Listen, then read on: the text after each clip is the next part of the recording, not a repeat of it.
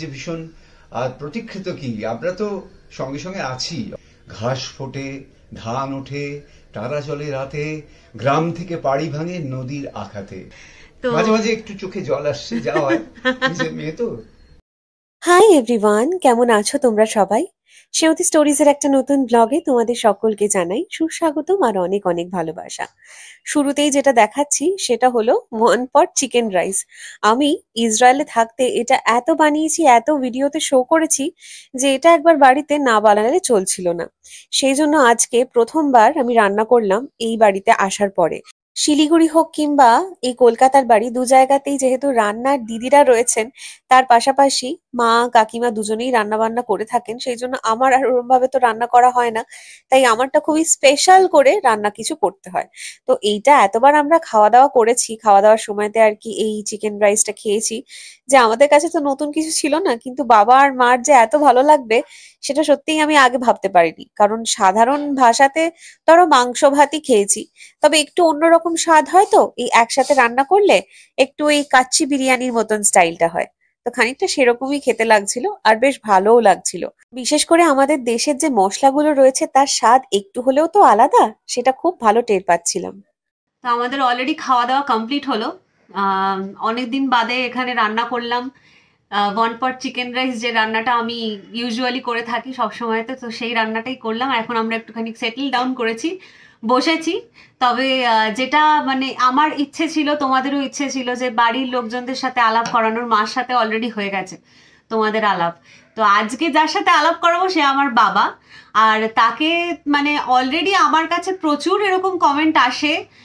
তারপরে ইনস্টাগ্রামেও অনেকে আমাকে মেসেজ করে বলে যে আমি তোমার বাবাকে দেখেছি, এখনো দেখি, আমি নিউজ পড়তে দেখেছি, এরকম অনেক আসে আমার কাছে বক্তব্য। তো তোমরা আশা করি যখন দেখবে তাকে তখন আরো ভালো মতন রিলেট করতে পারবে, চিনতে পারবে। অনেকের মনে ধোঁয়াশা ছিল যে তুমি কি এনার মেয়ে, এরকম আমাকে প্রশ্নও করেছে অনেকে। তো আশা করি সব প্রশ্নের উত্তর আজকে তোমরা পাবে। তো বাবার সাথে আলাপ করাই, সরাসরি এবার বাবার দিকেই নিয়ে যাই ক্যামেরাটা। এই হলো আমার বাবা। নমস্কার, কেমন আছেন সবাই? অনেকদিন ধরে আপনাদের কত কথা পড়ছি, দেখছি। আস্তে আস্তে তিথি সমস্ত, যারা সবাই তিথিকে ভালোবাসে, মানে সেউতিকে যারা ভালোবাসে, তিথি অবসর ডাক নাম। আমি জানি না তিথি আপনাদের বলেছে কিনা আমার ডাক নাম। যা হয়, বাবা হিসেবে আমার তো মুখ থেকে বেরিয়ে গেল ডাক নামটা। সেই নামে ডাকবেন না অবশ্য আপনারা, ভালোবেসে সেউতিই বলবেন। আর আমরা তো দেখছি কত কথা আপনাদের শুনছি, বলে ভালো লাগছে ভীষণ। আর প্রতীক্ষিত কি আমরা তো সঙ্গে সঙ্গে আছি, অপেক্ষায় না। আমরা ভাবছিলাম যে যখন আসবে ভারতে তিথি, আসবে আমাদের এখানে বাড়িতে সেউতি, তখন আমরা আবার আপনাদের সামনে এসে পড়বো। এসে গেলাম। আমার তো ভীষণ ভালো লাগছে যে আপনাদের সবার সঙ্গে কথা বলতে পারছি। এরকম তো বহু বছর ধরে বলেছি আপনাদের সঙ্গে, কি বলবেন, মনে আছে না আপনাদের?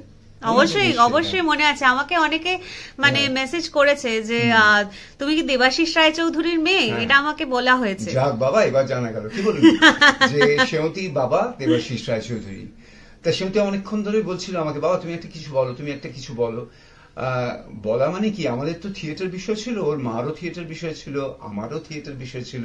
থিয়েটার করতে গেলে যা যা করতে হয় আর কি, সেই সমস্ত আমরা তো করে বেরিয়েছি। ফলে একটু কবিতা বলতে ইচ্ছে করে, কবিতা পড়তে ভালো লাগে, গল্প বলতে ইচ্ছে করে, গল্প বলতে ভালো লাগে। আবার যদি তিথি এরপরে সেমতি যখন আবার আসবে, তখন আবার ছোট্ট করে একটা গল্প শোনাবো। আজকে একটা কয়েক লাইন আপনাদের শোনাই। রবীন্দ্রনাথের সময় যিনি রবীন্দ্র সান্নিধ্য ধন্য, অমিয় চক্রবর্তী, কবি অমিয় চক্রবর্তী, তার তো ভীষণ ভালো ভালো সব কবিতা আছে। একটা ছোট্ট কয়েকটা তার কবিতারই অংশ আপনাদের শোনাই। কবিতাটির নাম চিরদিন। আমি যেন বলি, তুমি যেন শোনো, জীবনে জীবনে তার শেষ নেই কোনো। দিনের কাহিনী কত, রাত চন্দ্রাবলী, মেঘ হয়, আলো হয়, কথা যাই বলি। ঘাস ফোটে, ধান ওঠে, তারা জলে রাতে, গ্রাম থেকে পাড়ি ভাঙে নদীর আঘাতে। দুঃখেতে আবর্তে নৌকা ডোবে, ঝড় নামে, নূতন প্রাণের বার্তা যাবে গ্রামে গ্রামে। নিলাম তো আকাশে শেষ পাইনি কখনো। আমি যেন বলি, তুমি যেন শোনো। আরেকটু শুনি, আরেকটু শুনি।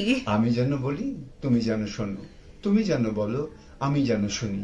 প্রহরে প্রহরে যায় গল্প জাল বুনি, কুমুদ কহলার ভাসে থই থই জলে, কোথা মাঠ ফেটে যায় মারির অঙ্গনে, আঙিনায় শিশু খেলে ফুলে ধরে মৌ, তুলসী তলায় দ্বীপ জ্বালে মেজে বউ, সানাই বাজানো রাতে হঠাৎ জনতা, বিয়ে ভেঙে মালা ছিঁড়ে ছড়ায় মত্ততা, মানুষের প্রাণে তবু অনন্ত ফাল্গুনি, তুমি যেন বলো আমি যেন শুনি।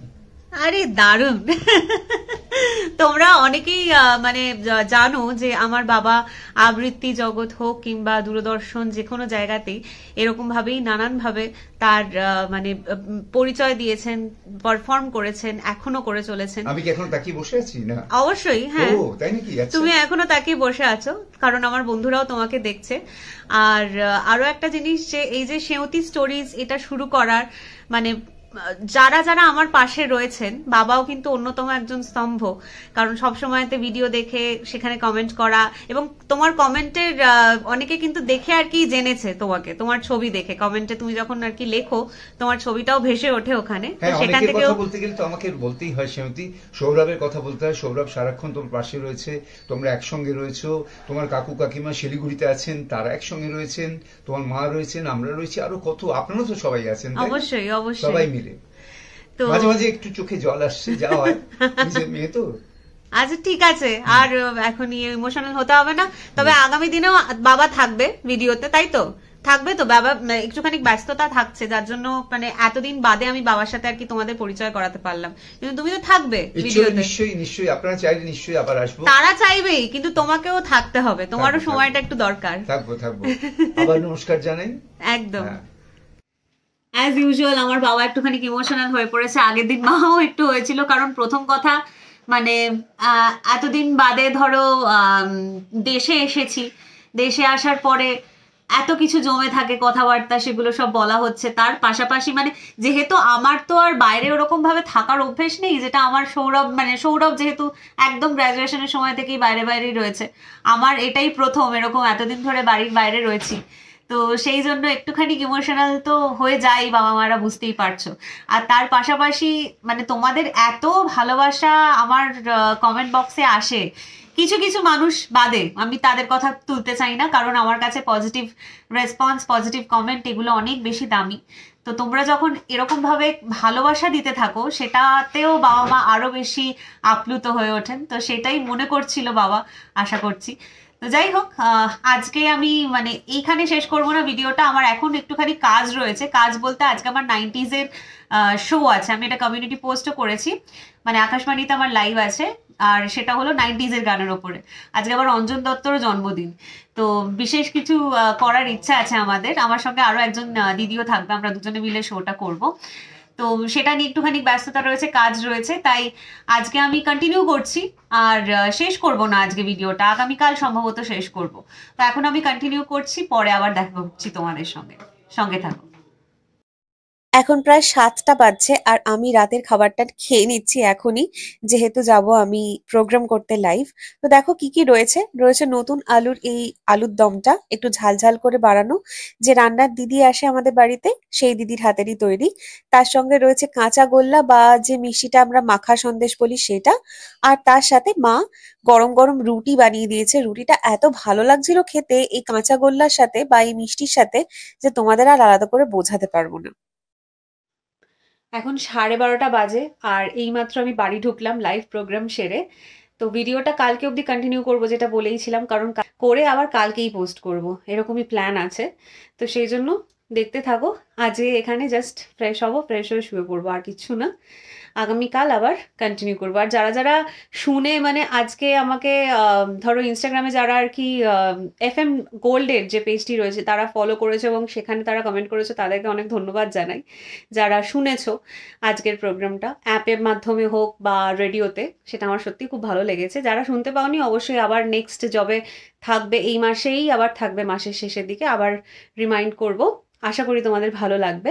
যাই হোক, আজকে এখানে শেষ করছি, কালকে আবার কন্টিনিউ করব, সঙ্গে থাকো।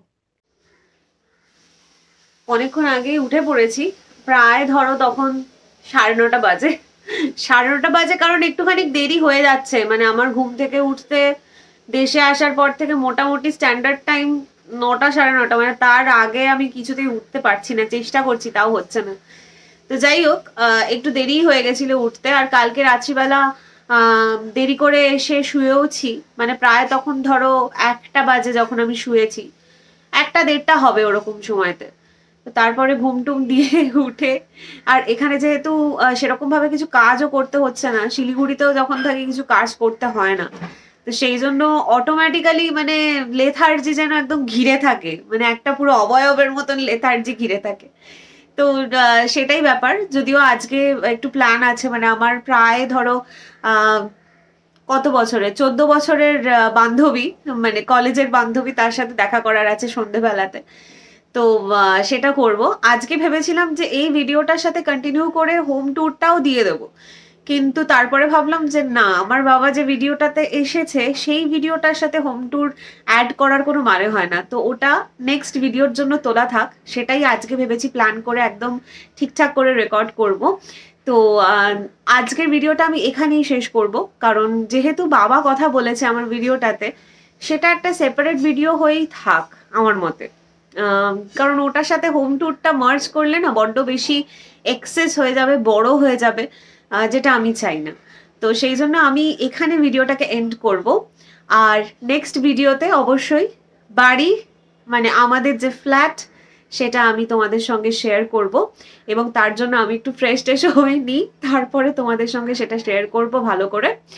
তো আজকে এখানেই শেষ করছি। তোমরা সবাই খুব ভালো থেকো, সুস্থ থেকো, সাবধানে থেকো।